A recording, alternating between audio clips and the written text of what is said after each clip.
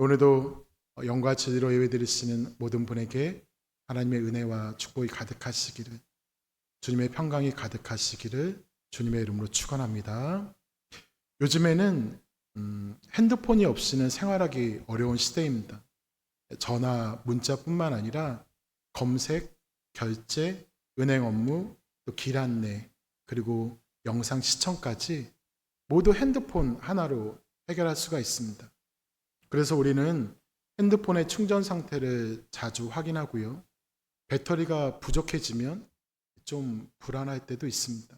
그래서 휴대용 배터리를 가지고 다니면서 언제라도 휴대폰을 충전해야 안심이 되죠. 그런데 여러분, 혹시 밤사이에 휴대폰을 충전기에 꽂아놓고 잤는데 아침에 일어나 보니까 전혀 충전이 되지 않은 적이 있지 않으셨습니까? 저는 종이를 아끼기 위해서 설교 원고를 이렇게 태블릿에 놓고 보는데요. 어느 날은 이 태블릿의 전원이 얼마 남지 않았기에 충전을 해놓고 잤는데 새벽 기도 때 보니까 제대로 충전이 되지 않아서 방전이 돼버린 거예요. 화면이 켜지지가 않는 것입니다. 좀 난감했던 적이 있었는데요.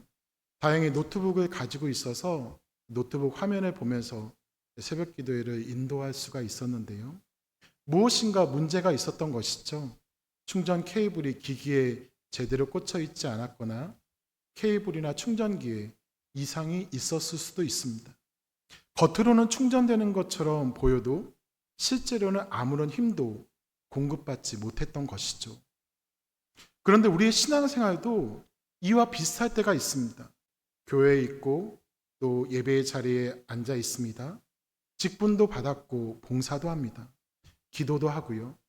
겉으로 보면은 매우 하나님과 친밀한 것 같아 보입니다. 겉모습은 분명히 충전 중입니다. 그런데 이상하게도 힘이 없습니다. 조금만 어려운 일이 생겨도 금방 지칩니다. 일이 내 뜻대로 되지 않으면 쉽게 낙심합니다. 찬양을 해도 기쁨이 없고, 기도를 하지만 확신이 없고, 하나님을 섬기지만 감사함보다 피곤함과 불평이 생길 때가 많습니다. 그리고 그런 때가 생각보다 많습니다. 신앙생활을 몇십 년 했다고 해도 우리의 믿음이 항상 강하고 견고한 것은 아닙니다. 특별히 어려운 문제를 만나고 해결되지 않는 문제가 계속해서 쌓이게 되면 지치고 마음이 힘들게 되죠. 거기에다가 믿었던 사람에게 상처를 받고 아픈 말까지 듣게 되면 믿음이 크게 흔들리고 탈진되기도 합니다. 그런데 하나님의 말씀은 우리에게 이러한 상태가 찾아오는 것에 대해서 이상하게 여기지 않습니다. 우리는 모두 피곤하고 곤비하며 넘어지고 쓰러지는 존재입니다. 믿음이 좋으면 절대 지치지 않는다라고 말하지 않고, 믿음 생활을 하기 때문에 육체와 마음의 한계가 사라진다고 말하지 않습니다. 가장 혈기왕성하고 에너지가 넘치는 소년이라도 지칠 수가 있고, 가장 간인하고 훈련된 장정이라도 비틀거리며 쓰러질 수도 있습니다. 왜냐하면 인간은 근본적으로 피조물이며 한계를 지닌 존재이기 때문입니다.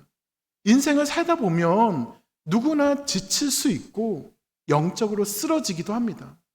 그런데 여러분, 그때 중요한 것은 왜 넘어지는가, 왜 넘어졌는가 하는 것이 아니라, 넘어진 그 자리에서 내가 다시 힘을 얻을 수 있는 공급원이 어디인가라는 것을 찾는 것입니다.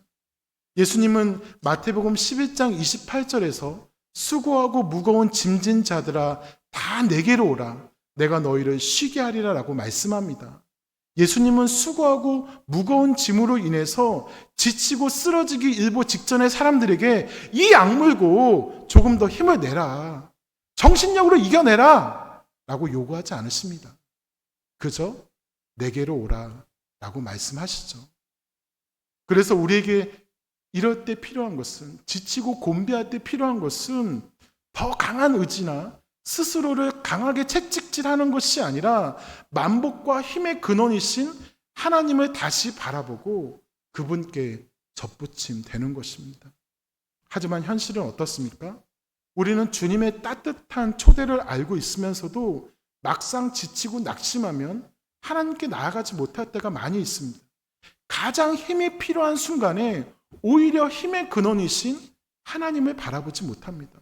고난이 길어질수록 하나님이 나를 붙들어 주실 것이라는 확신보다 하나님이 정말 나를 보고 계시는가 하는 의심이 더 크게 밀려오기 때문인 것이죠.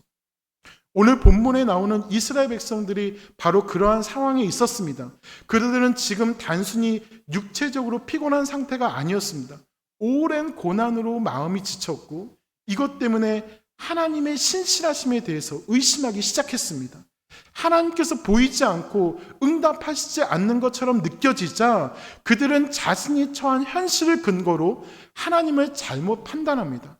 하나님께서 자신을 잊으셨고 자신의 억울한 형편을 외면하셨다고 생각한 것입니다. 그리고 오늘 말씀의 역사적 배경에는 하나님의 백성들이 겪는 포로 생활의 암담한 현실이 놓여져 있습니다. 나라가 망하고 예루살렘 성벽은 무너졌습니다. 하나님의 영광이 머물렀던 성전은 불타서 잿더미가 되어버렸습니다. 수많은 동족이 죽었고 살아남은 사람들은 낯선 이방 땅 바벨론으로 끌려가야 했습니다. 그 고난은 하루 이틀 만에 끝나지 않았고 10년, 20년, 50년이 지나도록 포로 생활은 계속되었습니다. 문제는 이 고난이 길어질수록 눈앞의 현실이 하나님보다 더 크게 보이기 시작했다는 것이죠. 바벨론 제국은 여전히 강했고 그들이 섬기는 우상 마르독의 신전은 웅장하게 서 있었습니다. 반면에 예루살렘은 무너졌고 여호와의 성전은 폐허가 되었습니다. 이 현실만 바라보면 하나님께서 패배하신 것처럼 보입니다. 그래서 이들은 오늘 말씀 27절에서 내 길은 여호와께 숨겨졌으며 내 송사는 하나님에게서 벗어났다라고 탄식합니다. 여기서 이들이 말하는 길은 발로 걷는 그 도로를 말하는 것이 아닙니다. 내가 걸어온 인생의 여정, 나의 억울한 사정과 암담한 현재의 처지를 의미합니다. 그래서 내 길은 여호와께 숨겨졌으며 하는 것은 하나님은 내가 지금 얼마나 비참하게 살고 있는지 전혀 모르신다라는 불신의 표현입니다. 그리고 송사는 재판에서의 정당한 권리 혹은 억울함을 호소하는 재판 과정을 뜻합니다.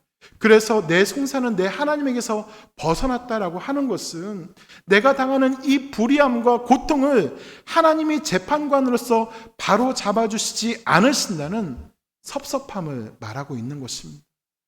이것이 영적으로 지친 성도들에게 찾아오는 가장 무서운 함정입니다.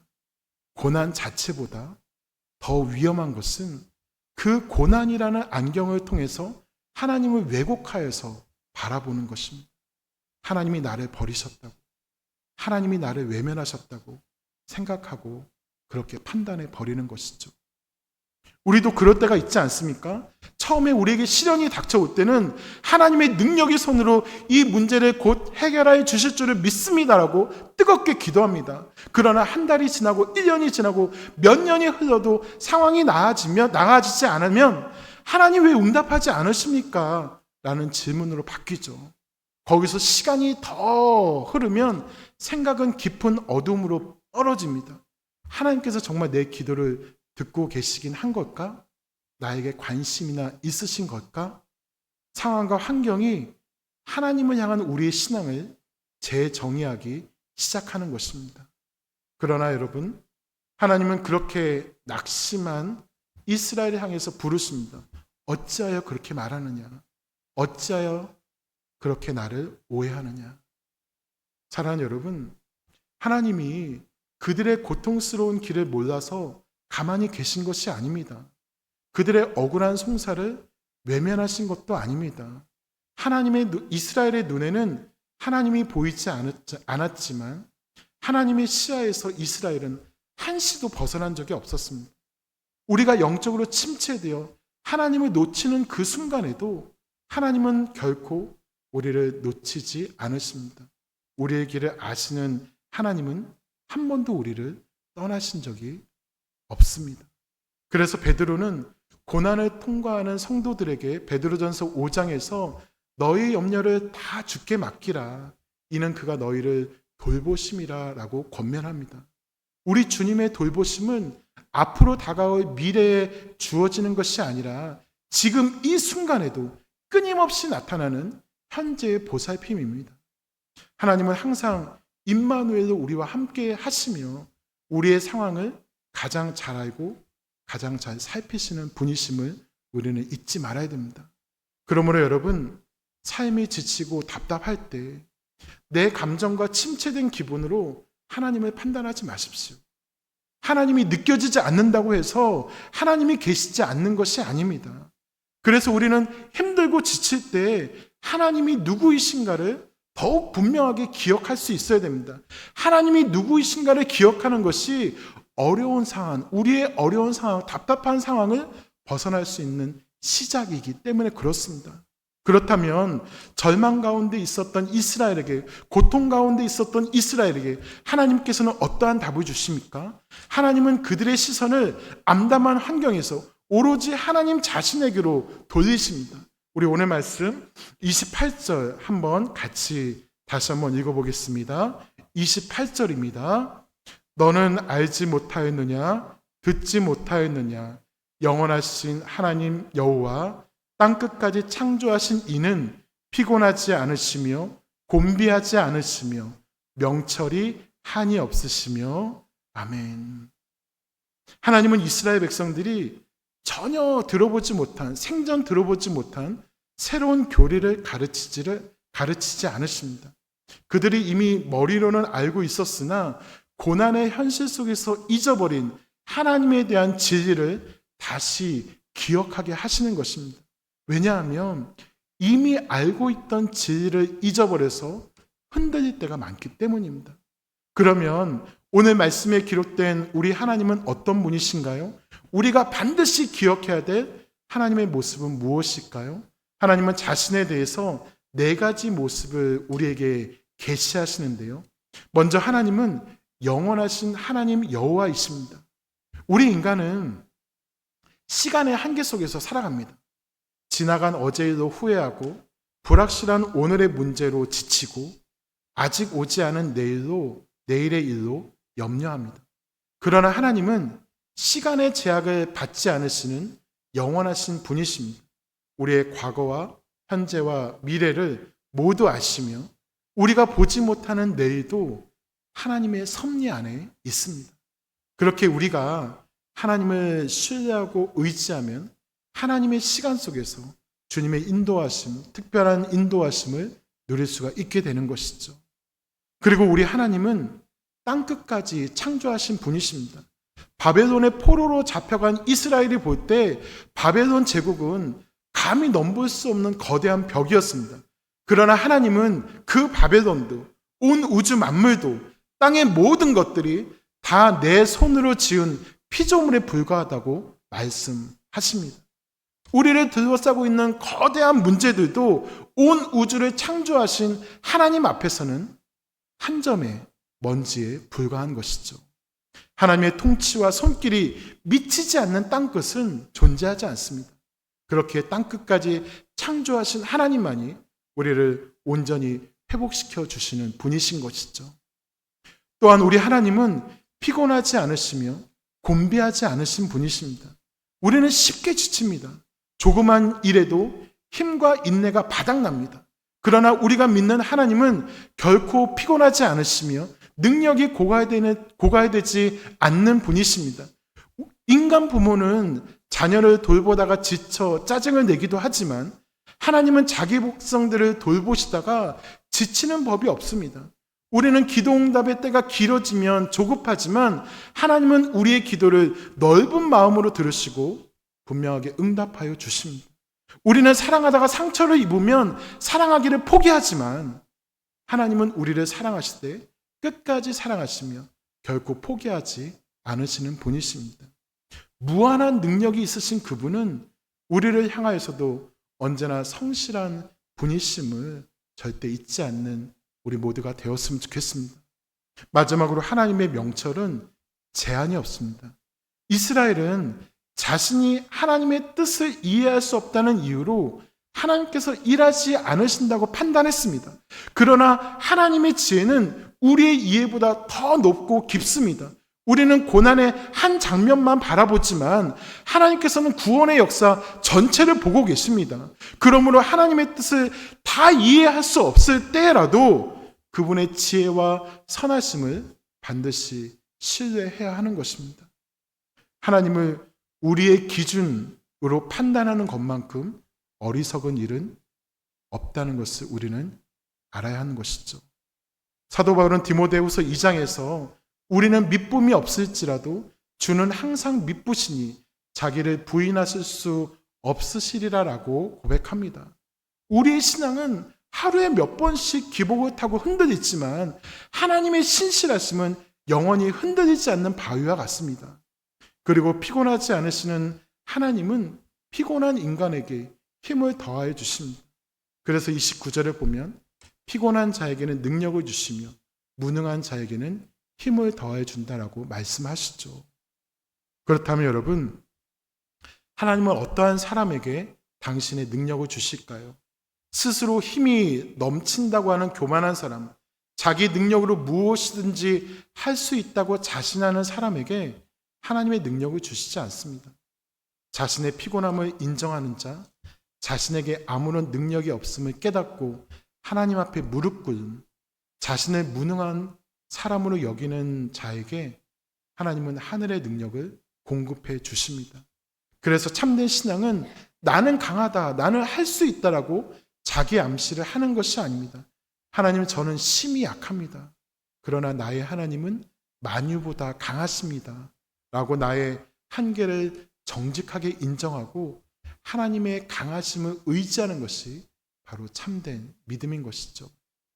사랑하는 여러분, 우리 하나님은 영원하시고 땅끝까지 창조하신 분이시며 피곤하지 않으시고 곤비하지 않으신 분이십니다.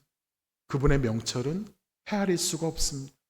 하나님은 우리를 다시 일으켜 주시고 힘을 주셔서 주님 나라의 백성답게 잘 살아가도록 도와주시는 분이십니다. 우리는 절대 우리의 힘만으로는 살아갈 수가 없습니다. 그래서 우리는 더욱 하나님을 앙망하는 삶을 살아가야 됩니다. 우리에게는 주님을 앙망하는 모습이 필요하다는 것을 오늘 말씀이 우리에게 보여주고 있죠. 그렇다면 여호와를 앙망한다, 하나님을 앙망한다는 것은 무엇을 의미할까요? 앙망한다라는 히브리어 단어 카바는 기다리다, 바라다, 소망하다라는 뜻을 가지고 있습니다. 그런데 이것은 막연히 하늘만 바라보면서 아무것도 하지 않는 수동적인 기다림이 아닙니다. 신실하신 하나님께서 반드시 약속을 이루어 주실 것을 믿고 그분의 때를 소망하며 인내하는 믿음의 기다림입니다. 하나님의 신실하심을 100% 신뢰하기 때문에 그분의 때가 올 때까지 인내함으로 기다리는 적극적인 신앙의 태도가 바로 앙망하는 것입니다. 그러나 솔직하게 말씀드리면 우리에게 가장 어려운 것이 바로 이 기다림입니다. 우리는 당장 응답받기를 원합니다. 기도를 시작하면 바로 문제가 해결되기를 바랍니다. 막힌 일이 있다면 즉시 그 문이 열리기를 원합니다. 그러나 하나님은 우리가 정해놓은 스케줄대로 움직이시는 분이 아니십니다. 하나님은 당장 상황을 바꾸기보다 고난을 통과하는 우리 자신을 거룩하게 변화시키십니다. 문을 즉시 열어주시기보다 기다림의 용광로를 통해서 우리 안에 남아있는 불순물들을 다 제거해 주시고 하나님을 온전히 신뢰하는 단단한 믿음의 사람으로 세워가십니다. 그래서 히브리서 10장을 보면 너희에게 인내가 필요하면 너희가 하나님의 뜻을 행한 후에 약속하신 것을 받기 위함이라고 말씀합니다. 주님을 앙망하며 기다리는 시간은 우리에게 분명히 유익합니다. 왜냐하면 그것을 통해서 하나님의 신실하심을 더욱 풍성하게 누리기 때문입니다. 그러므로 하나님을 앙망하는 사람은 아무리 환경이 어려워도 기도의 자리를 지키고 상황이 정말 답답해도 약속의 말씀을 붙들게 됩니다. 이해할 수 없는 순간에도 오늘 나에게 맡겨진 그 작은 순종을 묵묵히 감당하며 기다릴 수 있습니다. 내 시간이 아니라 하나님의 때가 가장 선하고 정확하다는 것을 인정합니다. 이렇게 여호와를 앙망하며 나아가는 사람에게 하나님은 새 힘을 주십니다. 여호와를 앙망하는 우리는 새 힘을 얻게 되는데요. 사도 바울은 빌립보서 4장 13절에서 우리가 잘 아는 고백을 합니다. 어떤 말씀인지 기억하시나요? 내게 능력 주시는 자 안에서 내가 모든 것을 할 수 있느니라. 이 말씀은 내가 마음만 먹으면 세상에서 성공하고 무엇이든지 이룰 수 있다는 선언이 아닙니다. 이 고백의 앞부분을 보면 바울은 비천과 풍부, 배부름과 배고픔, 풍부와 궁핍에 처하는 일체의 비결을 배웠다고 말합니다. 어떠한 형편에서도 자족하며 맡겨진 사명을 감당할 힘을 주님께서 공급해 주신다는 고백입니다. 환경이 당장 좋아지지 않을 수 있고 상황이 여전히 단단한 벽처럼 서 있을 수도 있습니다. 그러나 우리 주님은 어떠한 형편 속에서도 믿음을 잃지 않고 견디며 순종할 힘을 공급해 주십니다. 이것이 주님께서 주시는 새 힘이죠. 그래서 새 힘을 받은 성도의 삶은 달라집니다. 31절 후반절을 보면 새 힘을 얻으면 독수리가 날개치며 올라감 같을 것이요 다른 박질하여도 곤비하지 아니하겠고 걸어가도 피곤하지 아니한다라고 말씀합니다. 이렇게 하나님께 새 힘을 얻은 주님의 백성에게는 세 가지 모습이 나타나는데요. 먼저 독수리가 날개치며 올라감 같은 모습이 나타납니다. 독수리는 높은 곳에 올라갈 때 자기 힘으로 쉬지 않고 날개짓을 하면서 올라가는 것이 아니라 불어오는 상승 기류에 날개를 맡기고 높이 날아갑니다. 이처럼 하나님께서 주시는 새 힘은 우리가 스스로 만들어내는 힘이 아닙니다. 독수리가 바람에 자기의 날개를 맡기듯이 하나님의 말씀과 약속에 우리 자신을 맡기는 것입니다. 하나님께서 공급하시는 은혜를 의지할 때 우리는 다시 일어설 수가 있는 것이죠. 현실이 달라지지 않더라도 하나님께서 나를 붙들고 계시며 이 모든 일을 하나님의 선하신 뜻 안에서 이끌어 가신다는 사실을 믿기 때문에 더욱 힘을 낼 수가 있는 것입니다. 때로 하나님은 우리 앞에 어려움을 즉시 사라지게 하시기보다 그 어려움을 바라보는 믿음의 시선을 높여주십니다. 문제가 사라졌기 때문에 안심하는 것이 아니라 문제보다 더 크신 하나님을 바라볼 수 있기 때문에 여유가 있게 됩니다. 예전에는 고난만 보았지만 새 힘을 얻으면 고난 가운데 함께 하시는 하나님을 보게 됩니다. 이전에는 모든 길이 막혔다고 생각하지만 하나님께서 여전히 길을 내고 계심을 믿게 됩니다. 나를 언제나 일으켜 주시고 새 힘을 주시는 주님을 더욱 신뢰하며 나아갈 수 있는 우리 모두가 될 수 있기를 주님의 이름으로 축원합니다. 그리고 다른 박질하여도 곤비하지 아니한다고 말씀합니다. 인생에는 하나님께서 맡기신 사명을 위하여 힘차게 달려갈 때가 있습니다. 가정을 지키고 자녀를 양육하며 교회를 섬기고 복음을 전하며 한 영혼을 사랑으로 세워가는 일에는 많은 힘과 인내가 필요합니다. 결과가 금방 보이지 않아도 계속해서 달려야 하고 때로는 오해와 어려움을 견디면서 맡겨진 일을 감당해야 됩니다. 그러나 이 모든 일에서 자신의 열심과 책임감으로 달리면 곧 지치게 됩니다. 처음에는 기쁨으로 시작했지만 어느 순간 의무감만 남게 됩니다. 사랑으로 시작된 섬김이 무거운 짐으로 느껴지고 다른 사람의 반응이 기대와 다를 때에 마음에 서운함이 쌓이기도 합니다. 몸보다 마음이 지쳐서 왜 나만 이렇게 수고해야 하는가? 계속한다고 무엇이 달라지겠는가? 하는 생각이 들기도 합니다. 그때 필요한 것은 다 포기하고 내려놓는 것이 아니라 나의 달려갈 길의 이유를 다시 찾는 것입니다. 하나님께서 맡기셨다는 믿음으로 달리면 아무도 알아주지 않아도 그래서 속상해도 맡겨진 길을 계속 갈 수가 있습니다. 믿음의 경주를 끝까지 달리는 힘은 우리의 타고난 의지나 강한 성격에서 나오지 않습니다. 여호와를 앙망하며 날마다 하나님께서 주시는 힘을 공급받을 때 우리는 다시 달릴 수가 있습니다.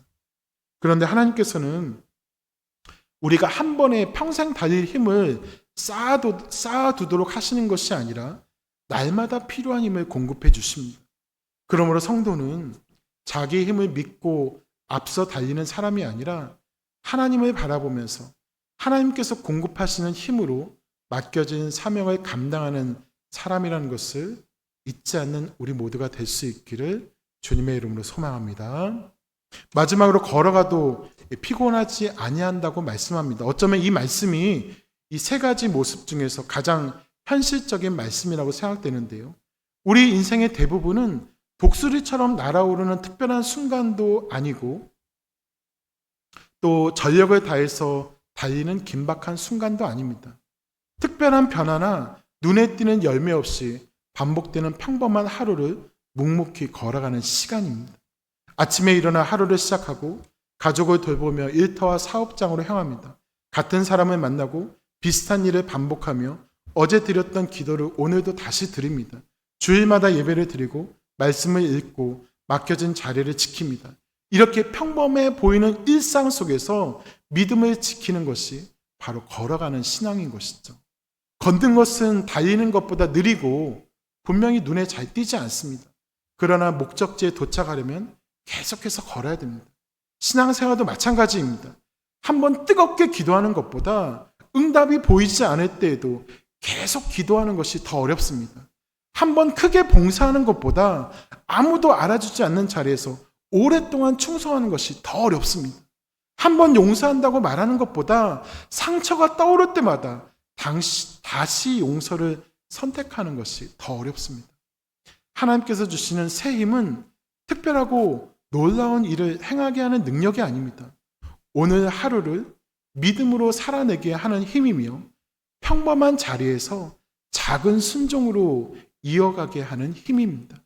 응답이 더디어도 다시 기도하고 아무도 알아주지 않아도 맡겨진 자리를 지키며 넘어졌어도 다시 일어나서 믿음의 한 걸음을 내딛는 것입니다.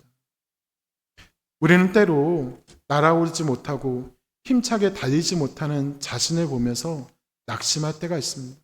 다른 사람은 빠르게 앞으로 나아가는 것 같은데 나는 이제 겨우 한 걸음씩 움직이는 것처럼 느껴집니다.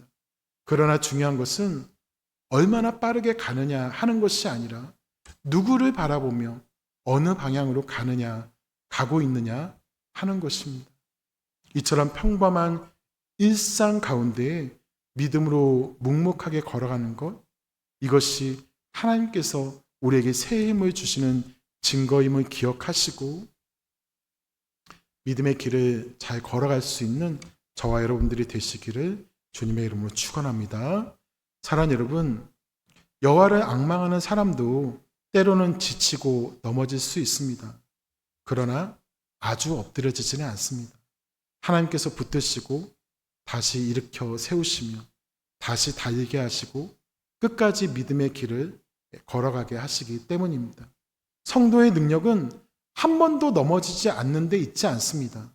넘어질 때마다 하나님의 손을 붙잡고 다시 일어나는 데 있습니다. 바라기는 하나님께서 주시는 새 힘을 의지하여 우리에게 맡겨진 일상 속에서 믿음으로 살아가며 끝까지 주어진 길을 잘 걸어갈 수 있는 우리 모두가 될 수 있기를 주님의 이름으로 축원합니다. 말씀 정리하겠습니다. 사랑하는 여러분, 아무리 좋은 핸드폰과 새로 산 충전기를 가지고 있어도 그것이 전원에 제대로 연결되어 있지 않으면 제대로 충전되지 않고 방전되고 말 것입니다. 우리의 믿음도 마찬가지입니다. 교회를 다녔다는 연수가, 오래 다녔다는 연수가 저절로 내 영혼에 힘을 주지는 못합니다. 목사, 장로, 권사, 집사라는 타이틀이 내 영혼을 충전해 주지는 않습니다. 성경 지식을 많이 알고 있다고 해서 세상의 풍랑을 이길 힘이 자동으로 생기는 것도 아닙니다. 생명과 능력의 근원이신 하나님과 연결되어 있을 때 비로소 우리는 새 힘을 얻게 되는 것이죠. 그러므로 자신의 힘을 의지하기보다는 날마다 여호와 하나님을 앙망하며 포도나무이신 예수 그리스도 안에 거하시기를 바랍니다. 성령의 도우심을 구하며 하나님께 여러분의 삶을 맡기시기를 바랍니다. 하나님은 우리를 다시 일으키시고 우리에게 맡기신 길을 끝까지 걸어가도록 함께하여 주실 것입니다. 피곤한 자에게 능력을 주시며 무능한 자에게 힘을 더하여 주시는 하나님만을 바라보시기를 바랍니다. 그리하여 독수리가 날개 치며 올라감 같은 새 힘으로 믿음의 길을 달려갔고 어떤 형편에서도 낙심하지 않으며 주님 앞에 서는 날까지 충성스럽게 믿음의 길을 잘 걸어갈 수 있는 저와 여러분들이 되시기를 주님의 이름으로 축복합니다. 자, 우리 함께 기도하겠습니다.